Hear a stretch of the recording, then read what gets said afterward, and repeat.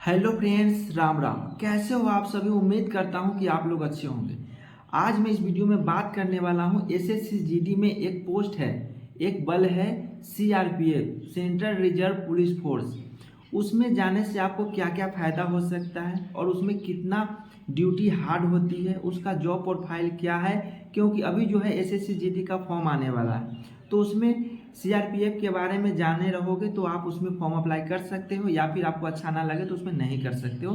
तो उसके बारे में हम बताएंगे क्या अच्छाई है और क्या उसमें बुराई है। तो इस वीडियो में हम सबसे पहले हम बात करेंगे सीआरपीएफ होता क्या है। सीआरपीएफ जो है आंतरिक सुरक्षा बल का जो काम होता है, आंतरिक सुरक्षा की जो काम होती है वो करती है सीआरपीएफ। सीआरपीएफ चाहे इलेक्शन ड्यूटी हो, चाहे आपका दंगा नियंत्रण काम हो, या फिर उसमें अमरनाथ यात्रा हो, या फिर उसमें वीआईपी सिक्योरिटी का काम हो, एनडीआरएफ में जाकर के काम करना हो, या फिर कोबरा कमांडो बनना हो, तो वो सब आपको सीआरपीएफ से आप जा सकते हैं। सीआरपी में रह करके ये सब ड्यूटी होती है जो ड्यूटी करनी होती है। इसमें हम बात करेंगे से इसका जो होता है, इसमें जाने के लिए योग्यता क्या होती है। तो योग्यता सभी में सेम होती है, 10वीं पास है तो आप एसएससी जीडी में तो ऐसे भी किसी भी फोर्स में जा सकते हैं। एसएससी जीडी के अंदर जो भी आता है 10वीं पास पे। उम्र सीमा तो पहले ही बता दिया हूँ अगले वीडियो में से। एसएससी जीडी में, एसएससी जीडी से ही कांस्टेबल पद पे चाहे किसी भी फोर्स में हम जा सकते हैं, अर्धसैनिक में, चाहे सीआरपीएफ हो, बीएसएफ हो, कोई भी हो। तो इसमें जो होता है, आप 18 वर्ष से 23 वर्ष एज लिमिट है। जो रिजर्व कैटेगरी के उनको अलग से छूट दी जाती है। अब हम इसे बात करेंगे एसएससी जीडी में जो सीआरपीएफ होती है उसका जो होता है ड्यूटी कितने घंटों की होती है, कैसा ड्यूटी होती है। तो सीआरपीएफ का जो ड्यूटी होती है, नक्सल से लड़ने का काम जो होती है एक सीआरपीएफ का होती है। आपको आतंकवादी से भी लड़ने का काम करती है, जैसे जेएंडके में जा करके वहाँ भी ड्यूटी करती है। नहीं तो बाद बाकी नक्सलाइट क्षेत्र में रह करके आपको ड्यूटी करनी होती है। सीआरपीएफ की ड्यूटी जो होती है वो होती है नक्सल विरोधी अभियान चलती है।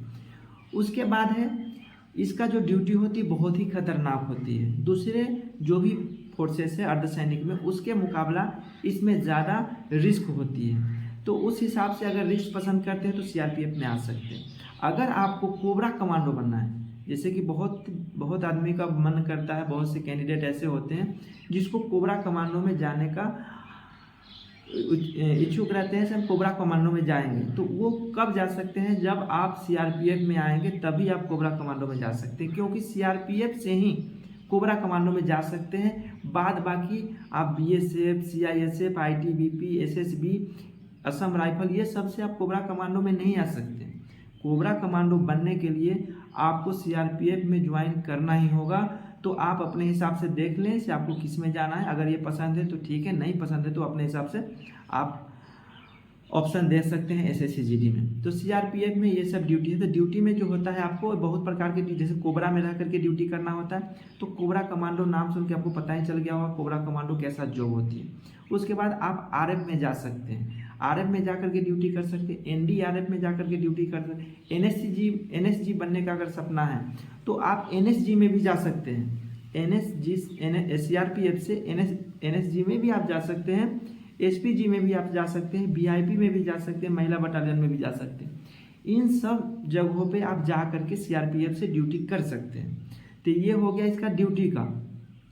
अब हम इसमें बात करेंगे से इसका जो अच्छाई है वो क्या है। अच्छाई इसका ये है कि ये बहुत ही बेस्ट जॉब मानी जाती है। दुनिया की सबसे, एशिया की, दुनिया की नहीं बोल सकते, एशिया की सबसे बड़ा पैरा मिलिट्री फोर्स मानी जाती है सीआरपीएफ को।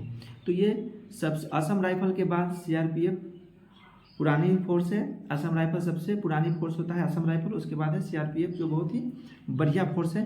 पहले जो होता था बर्फीली जगहों पे भी ये ड्यूटी करता था, लेकिन अब जो है ज़्यादातर बॉर्डर साइड में ड्यूटी नहीं करता, या आंतरिक सुरक्षा के लिए इसको रखा गया है। तो इसमें हम बात करेंगे से इसका जो अच्छाई है, अच्छाई ये है से ये अपना जो ड्यूटी करता है बहुत ही बेस्ट तरीका, बेस्ट परफॉर्मेंस देता है। चाहे आप इलेक्शन ड्यूटी ले लो, जहाँ भी ड्यूटी करेगी ईमानदारी से ड्यूटी करती है। ये इसका अच्छाई है। बुराई क्या है? तो बुराई, कोई भी फोर्स में बुराई नहीं होती है। बुराई मतलब रिस्क होती है। तो रिस्क इसमें अलग फोर्स के मुकाबले इसमें रिस्क बहुत ही ज़्यादा होती है।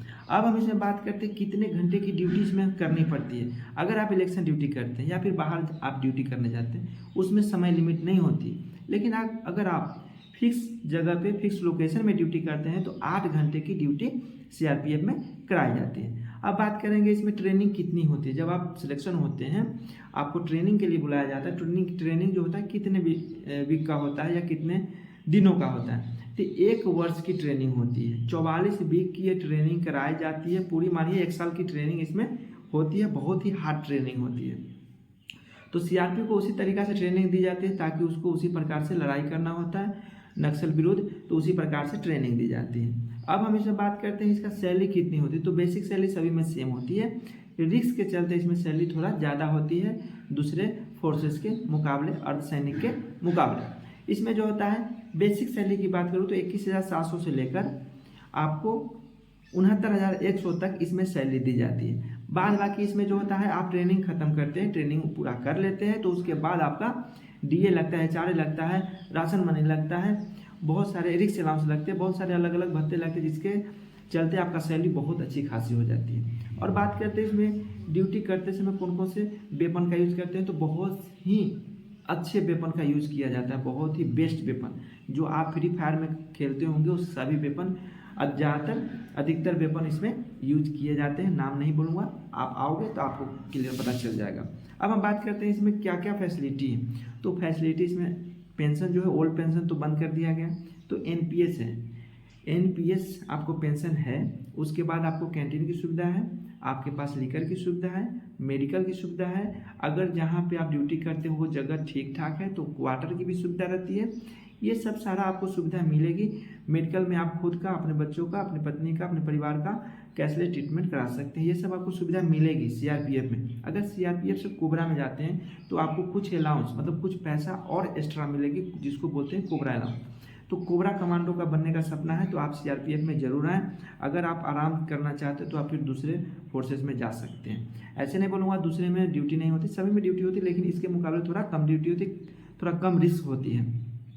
अगर रिस्क ज़्यादा लेना है तो आप सीआरपी में आ सकते हैं, अगर रिस्क कम लेना है तो आप सीआईएसएफ, एसएसबी और एसएसएफ में जा सकते हैं। ये सब जगहों पे जाइएगा तो आपको रिस्क कम मिलेगा और फैमिली के साथ रहने का मौका ज़्यादा मिलेगा। अगर रिस्क लेना चाहते हैं तो आप सीआरपीएफ में आ सकते हैं, कोबरा कमांडो बन सकते हैं और आप बढ़िया से बढ़िया वेपन का इस्तेमाल कर सकते हैं। ये था एसएससी-जीडी में सीआरपीएफ जो एक फोर्स है, अर्धसैनिक बल है, उसके बारे में नॉर्मल जानकारी जो था मैं आपको दे दिया हूँ। वीडियो कैसा लगा कमेंट में जरूर बताएं। अच्छा लगे तो वीडियो को लाइक करें, चैनल पर अगर पहली बार आए चैनल को जरूर सब्सक्राइब करें।